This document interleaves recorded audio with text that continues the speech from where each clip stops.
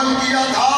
صحابہ وہ لوگ ہیں جنہوں نے وہ عمل سنا نہیں بلکہ مصطفیٰ کو کرتے ہوئے دیکھا ہے. ہمیں تو 1400 سال کے بعد یہ بتایا پاک پیغمبر نے احرام ایسے پہنا تھا.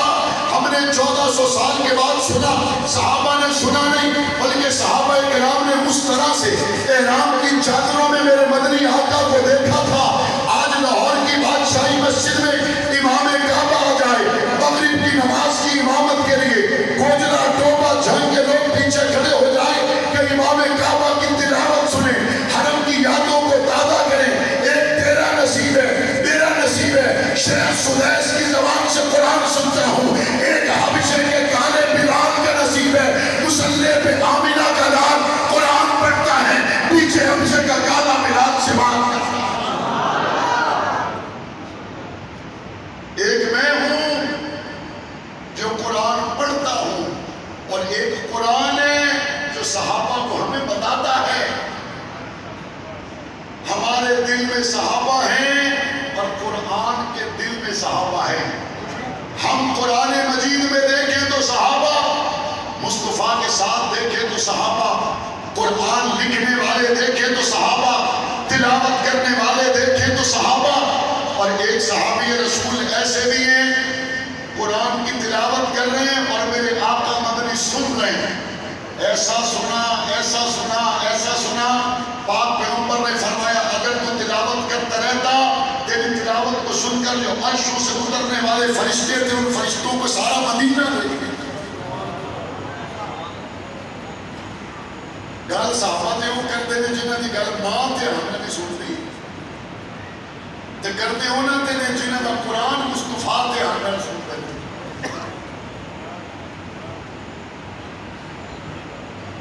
قرآن مجید دو گتوں میں بند, یہ دو گتوں میں بند قرآن مجید ہے. اس دو گتوں میں بند قرآن مجید پر جس جس کو اعتماد ہے وہ ہاتھ کھڑا کرے. سب کو اعتماد ہے. قرآن مجید دو گتوں میں بند ہو. ابھی قرآن مجید بند ہے, دو گتوں کے درمیان میں ہے. میں نے اس کو کھولا نہیں ہے. اس بند قرآن پر جس کو اعتماد ہے اس کو ابو بکر صدیق, عمر فاروق, عثمان غنی پر اعتماد کرنا پڑے گا. آپ کہیں گے جی وہ کیسے؟ بند قرآن سے ابو بکر, بند قرآن سے عمر اور عثمان, ان کی عزت کا احترام لازم کیسے آتا ہے؟ جائیں علماء سے پوچھیں حضور دنیا سے گئے تو قرآن مجید کی یہ شکل نہیں تھی. قرآن پتوں پہ لکھا ہوا, قرآن کھال پہ لکھا ہوا, قرآن اونٹ کی ہڈی پہ لکھا ہوا. حضور کے جانے کے بعد حضرت عمر نے درخواست کی حضرت ابو بکر سے کہ قرآن مجید کو اکٹھا کر لیں. ابو بکر نے جواب دیا جو کام مصطفیٰ آقا نے نہیں کیا میں کیسے کر سکتا ہوں. ابو بکر صدیق سے دوبارہ حضرت عمر فاروق نے عرض کی اگر آپ اکٹھا کریں تو اس میں حرج بھی کوئی نہیں. چنانچہ حضرت ابو بکر صدیق کے زمانے میں قرآن مجید کو جمع کیا جانے لگا. حضرت عمر کے زمانے میں اس پہ کام ہوتا رہا. حضرت عثمان کے زمانے میں صحیفہ عثمانی کو پوری دنیا میں پھیلایا گیا اور باقی نسخوں کو روک دیا گیا. قرآن مجید دو گتوں میں بند رکھا ہوا اس بات کی گواہی دے رہا ہے کہ ابو بکر سچا ہے. دو گتوں میں بند قرآن مجید رکھا ہوا اس بات کی گواہی دے رہا ہے عمر پر اعتماد کرنا پڑے گا. دو گتوں میں بند قرآن مجید اس بات کی گواہی دے رہا ہے عثمان غنی کے دور میں پورے دنیا میں قرآن مجید کے نسخے پھیلائے گئے. عثمان غنی پر اعتماد کرنا پڑے گا. آج قرآن مجید جس طرح محفوظ ہے اسی طرح قرآن مجید میں حضور کے صحابہ محفوظ ہے. قیامت کی صبح تک قرآن بھی باقی رہے گا. صحابہ کی عزت و عظمت کا ڈنکا بھی بجتا رہے گا. یہ کوئی بے نظیر کی بات ہے جو جانے سے ختم ہو جائے گی. یہ کوئی ضیاء الحق کی بات ہے جو جانے سے ختم ہو جائے گی. یہ کوئی پرویز مشرف اور جنرل پاشا کی بات ہے جو ختم ہو جائے گی. یہ کوئی باجوہ کی بات ہے جو ختم ہو جائے گی. یہ جبرائیل لے کے آیا ہے, یہ حضور کے دل پہ آیا ہے. آج بھی اسی طرح محفوظ ہے جس طرح 1400 سال پہلے آیا تھا. عقیدہ ہے یہ نہیں. اب اس سے اگلی بات، قرآن مجید تو دلوں میں انقلاب برپا کرنے والی کتاب ہے. دکھ کے ساتھ، خوشی کے ساتھ کہ قرآن سب سے زیادہ پڑھی جانے والی دنیا کی کتاب ہے. لیکن غور اور فکر کی بات، بغیر سمجھے پڑھی جانے والی کتاب. میں یہاں مجمع میں ہاتھ کھڑا نہیں کروانا چاہتا، لیکن مجھے اندازہ ہے اگر اس مجمع میں ہاتھ کھڑا کرواؤں کہ کتنے لوگ ہیں جنہوں نے زندگی میں کم از کم ایک مرتبہ سارے قرآن مجید کو ترجمے کے ساتھ پڑھا ہے، تو علماء کرام کے علاوہ، مدارس کے طلباء کے علاوہ شاید بمشکل 20 سے 25 لوگ نکلے، اس سے زیادہ لوگ نہیں نکلے. اور ایسے لوگوں کا پھر حال کیا ہوا؟ ایسے لوگوں کا حال یہ ہوا کہ ان کو انٹرنیٹ پر جس نے جو کہہ دیا انہوں نے کہا یہ بھی دین ہے. جس نے اپنی خانقاہ میں جو بات کر دی اس نے کہا یہ بھی دین ہے. آپ سب کو یہ تو پتہ ہے نا کہ گجرے سے موٹر وے پر کون سی سڑک جاتی ہے، پتہ ہے نا؟ اگر نہ پتہ ہو اور آپ کسی کی گاڑی میں بیٹھ جائیں اور وہ موٹر وے کے مخالف سمت والی روڈ پر گاڑی چڑھا دے، آپ تو اعتماد کر کے بیٹھے ہوئے ہیں، روڈ دوسری ہے، پہنچ جائیں گے. آپ کو اگر پتہ ہوگا پھر وہ غلط راستے پر چلائے گا تو آپ کہیں گے حاجی صاحب ذرا ٹھہرو، اے موڑو موٹر وے دوئے پاسے. آپ کو اگر راستے کا پتہ ہوگا تو آپ والد صاحب بھی گاڑی چلا رہے ہوں گے تو کہیں گے ابا جی ذرا ٹھہرو، رات ہوئے پاسے. لیکن اگر پتہ نہیں ہوگا، شیخ الحدیث تو دور کی بات ہے، بچہ بھی بٹھا کے غلط لے جائے گا تو خاموشی رہے گی. ایسا ہوگا یا نہیں ہوگا؟ قرآن مجید کو سمجھو، قرآن مجید کو سمجھ کر پڑھو. بعد میں اگر کوئی غلط راستے پر چلانے لگے گا، قرآن مجید کا پتہ ہوگا تو اس کو روک دو گے، قرآن مجید کے راستے کو جانتے ہوگے اس کو ٹوک دو گے. لیکن اگر راستے کا پتہ نہیں، وہ بندہ آپ کو جدھر بھی لے جائے گا آپ سمجھیں گے موٹر وے پر ہی لے کے جاتا. افسوس، سخت افسوس، آج تک ایسا بندہ تو مجھے نہیں ملا جو کہتا ہوں میں ڈاکٹری دیا ساریا کتاباں پڑھ لیا نے، ہوں میں بازار دے دکان کھول لئیے، لہذا بندے آتے نے میرے تو دوائی لے جاتے نے. جے ڈاکٹری دیا کتاباں پڑھ کے کوئی دوائی دے دے بھی صحیح کہ عطائی ڈاکٹروں کے خلاف گورنمنٹ آپریشن کر دی یا نہیں کر دی؟ کر دی یا نہیں کر دی؟ کر دی. لیکن دوسری طرف اپنی معلومات کی بنیاد پر فتوے دینے والوں کی تعداد بڑی زیادہ ہے. اساتذہ کرام کے قدموں میں بیٹھ کر نہ پڑھا نہ سنا نہ اس مسئلے کو سمجھا. عطائی ڈاکٹر اور یہ عطائی مولوی بازار میں بیٹھ کر لوگوں کے ایمان کے ساتھ کھیل رہے ہیں.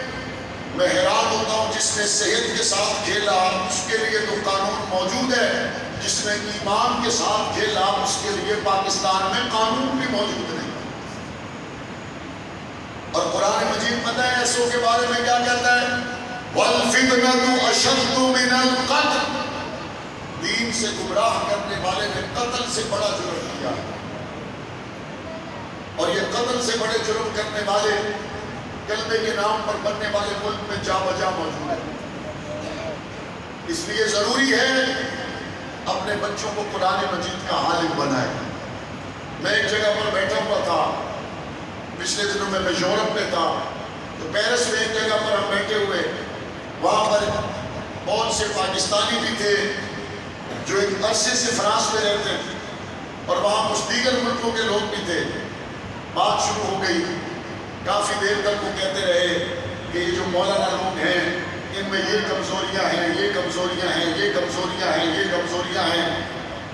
جب مجھے محسوس ہوا کہ انہوں نے اس بات کے علاوہ اور بھی کئی باتیں کر لیں، اب ان کا دھیان اس طرف سے ہٹ گیا ہوگا، تو میں نے ان سے پوچھنا شروع کیا، ماشاءاللہ آپ کا بیٹا کیا کرتا ہے؟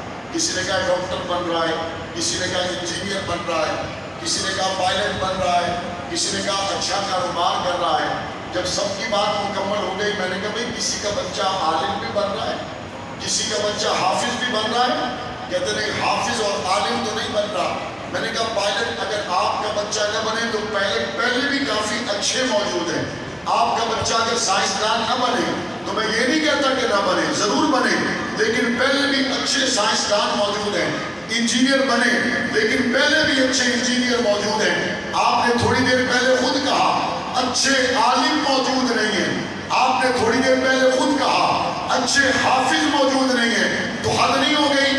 اچھے انجینئر موجود ہیں اور بنا رہے ہو، اچھے سائنسدان موجود ہیں اور بنا رہے ہو، آپ خود مانتے ہو اچھے عالم موجود نہیں، لیکن اپنے بچوں میں آپ کسی کو بنانے کے لیے بھی تیار نہیں۔ کہتے ہاں یہ بات تو ٹھیک ہے۔ میں نے کہا اگر تو اپنے بچوں کو عالم بناؤ تو یہ ضروری ہے، اگر نہیں بناتے پھر یہ نہ دے گزارا کرو، پھر ہوتا کوئی نہیں، پھر انہوں سے گزارا کرو۔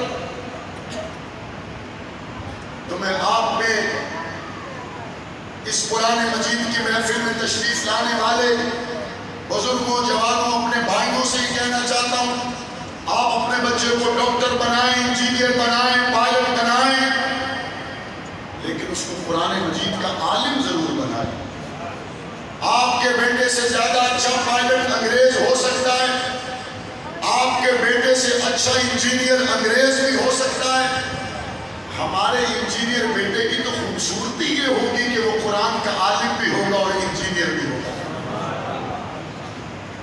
اگر اکیلا انجینئر بنانا ہے وہ تو غیر مسلموں کے ہم سے بہتر ہے، اکیلا ڈاکٹر ہی بنانا ہے تو وہ تو ان کے ہم سے بہتر ہے۔